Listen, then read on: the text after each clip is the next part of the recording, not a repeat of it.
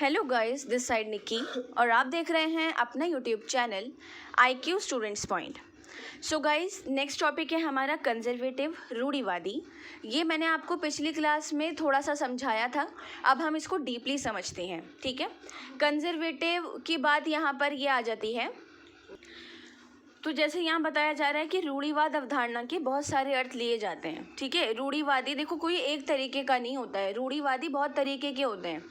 जैसे कि एक रूढ़िवादी वो वाले लोग जो कि अपने आप को ऐसा दिखाते हैं कि पुरानी मान्यताओं पर ही चलते हैं, वो चेंज नहीं लाते हैं लाइफ में।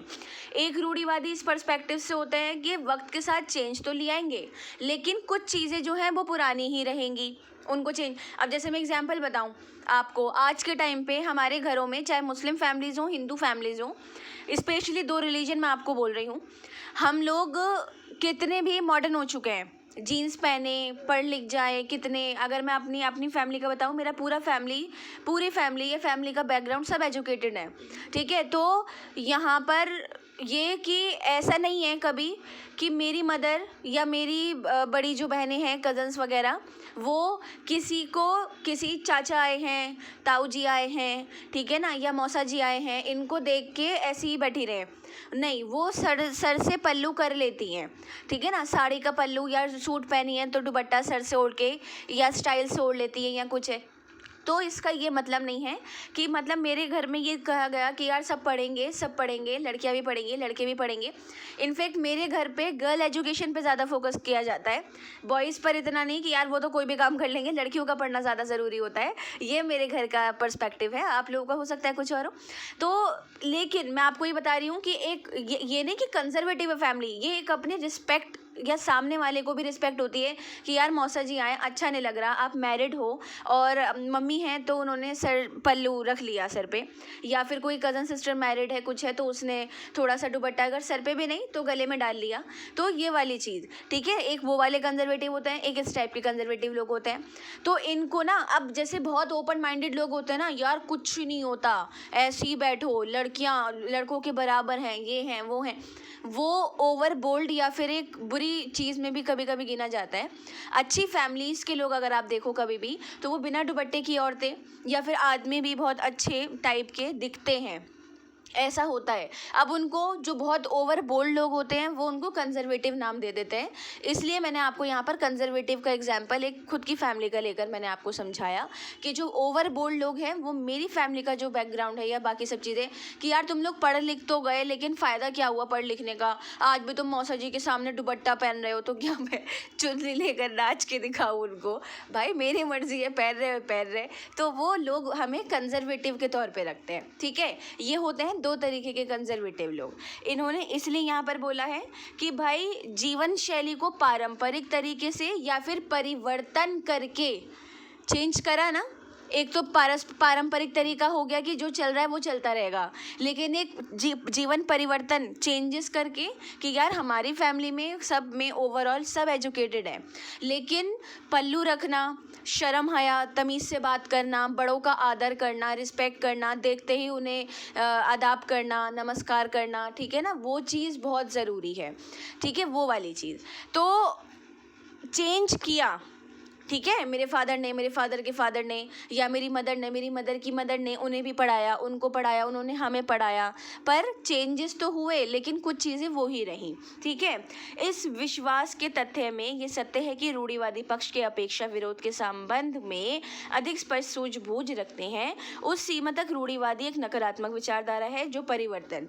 अच्छा, अब देखो, इन्होंने जो मैंने आपको दो थॉट बताया ना कंजर्वेटिव के, वो कंजर्वेटिव के दो थॉट तो हैं, लेकिन अगर उसमें चेंजेस नहीं हो रहे हैं, जैसे कि मैं बोलूं कि भाई मेरी फैमिली में तो यही है कि औरतें नहीं पढ़ेंगी, औरतें हमारे घर के मर्द के दोस्त आए हैं या कुछ है, या उनके सामने भी नहीं बैठेंगी, उनके साथ खाना नहीं खाएंगी, नहीं, इक्वालिटी तो रखी है ना, खाना खा रहे हैं साथ में, अगर घर का कोई मेल देर हो भी गई है उसको तो औरत ने पहले खाना खा लिया, वो पुरानी मान्यता नहीं है जी आएंगे जी, जी आएंगे और खाना खाएंगे फिर हम उनके बाद खाएंगे। बेशक भूखे मर जाएं, ठीक है। तो वो वाला सोच नहीं, कंजर्वेटिव पर्सपेक्टिव में चेंजेस लाकर उसको ठीक करना, ये बहुत अच्छी बात होती है।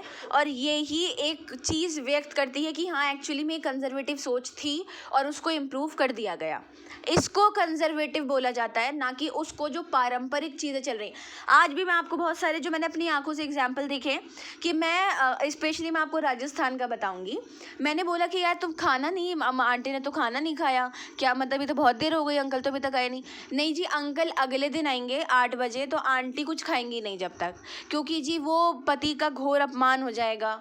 मतलब ये भी नहीं कि पति से फ़ोन करके बोल देंगे मुझे तो भूख लग रही है, इससे पहले तुम आओ मेरी अर्थी उठाओ, मैं तो कुछ खा लेती हूँ। नहीं, आंटी जी ने नहीं खाया, अंकल 8 बजे आए, 9-10 बजे तक फ्रेश होकर सब कुछ करा उन्होंने, फिर जब चाय पी तो आंटी ने सुबह का नाश्ता करा, खाना नहीं खाया। तो आज भी ये वाली मान्यताएं हैं जो पारंपरिक चल रही हैं, उनके बड़े बूढ़े चलाते आ रहे हैं, जो कि बहुत गलत है। इस दृष्टि से रूढ़िवाद यथास्थिति का समर्थन करता है।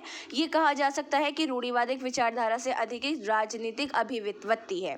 अगर आपको पता हो कि the mother of feminist Mary Wollstonecraft है, फेमिनिस्ट पर्सपेक्टिव है नारीवादी पर्सपेक्टिव, ठीक है।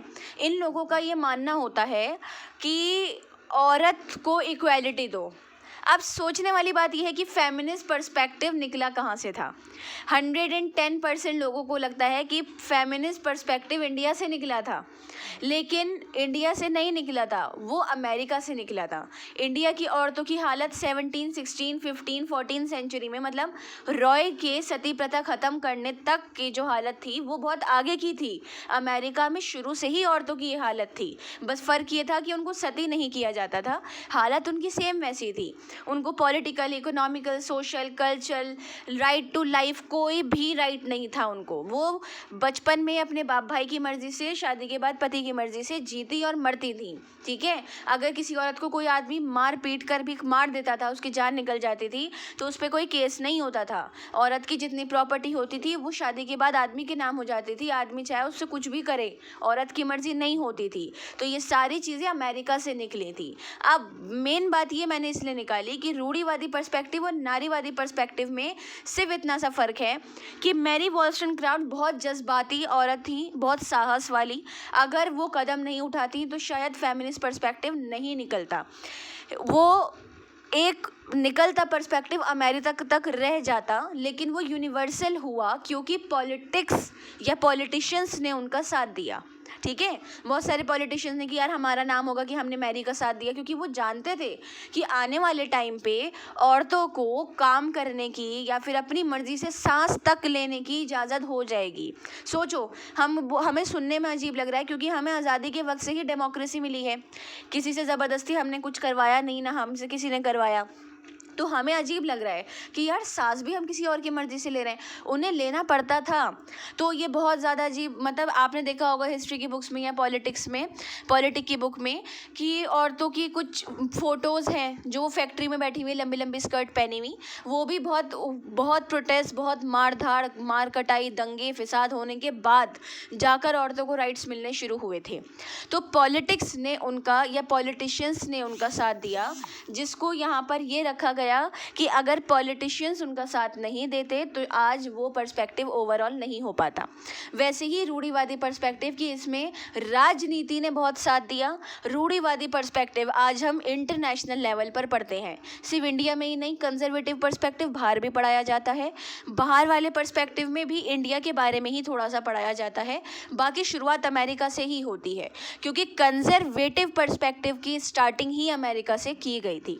अगर आप गूगल पे देखोगे तो इंडिया आएगा लिखा हुआ, बट एक्चुअली में अमेरिका है, ठीक है ना।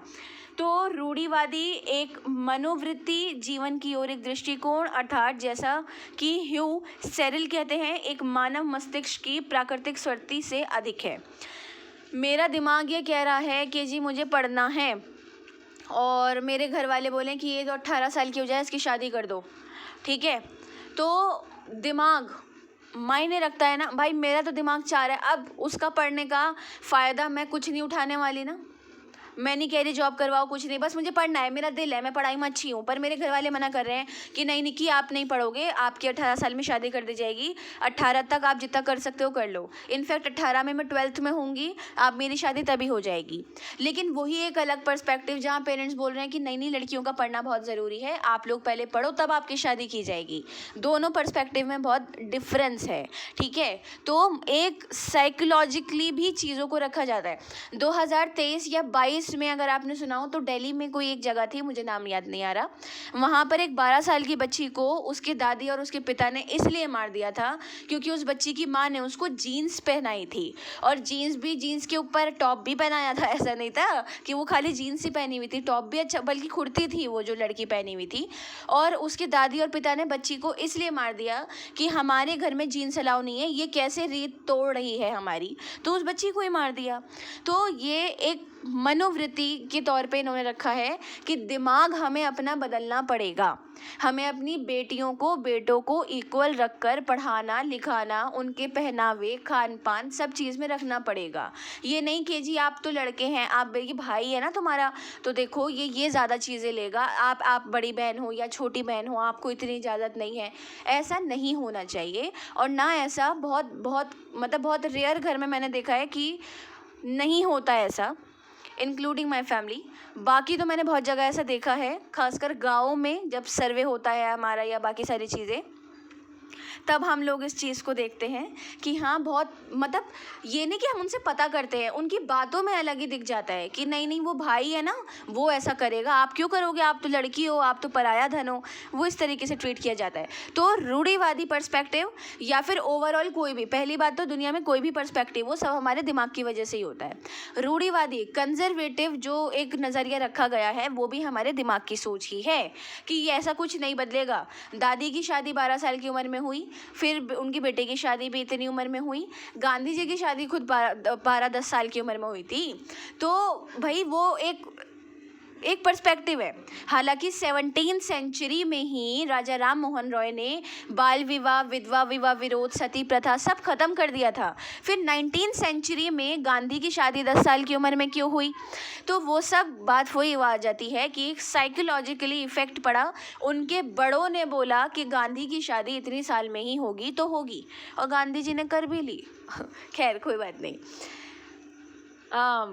रसेल कर्क ने रूढ़िवाद के सार को बताते हुए कहा, रूढ़िवाद मानवता के प्राचीन नैतिक परंपराओं का संरक्षण है और कि ये एक रूढ़िवादी के लिए रीतियां, प्रथाएं, संरचनाएं प्रदर्शन का एक सार नागरिक व्यवस्था के आधार होते हैं। उन्होंने ये भी कहा, राष्ट्रों की महान शक्ति के आवेग, स्थानीय अधिकार तथा निजी संपत्ति और जीवन की अभिरुचियों के पक्ष में प्रदर्शन तथा पुरानी मर्यादाओं, परिवार तथा धार्मिक मान्यताओं के पक्ष के तत्व हैं। ठीक है, वही वाली बात है साइकोलॉजिकली कि भाई मेरी दादी, तुम्हारी दादी भी ऐसी करती थी, हम भी ऐसे ही करते आए हैं, ठीक है ना, और ऐसा ही होता रहेगा। भाई घर में आदमी आए हैं, गरम गरम रोटियां बनाकर देनी है, रोटी पहले से बनाकर नहीं रखनी है, वो ठंडी नहीं खाएंगे उनके आने से। और ये आज के टाइम पे भी होता है बहुत घरों में कि उनके आने के बाद ही हम खाना खाएंगे, पहले उन्हें देंगे फिर खाएंगे।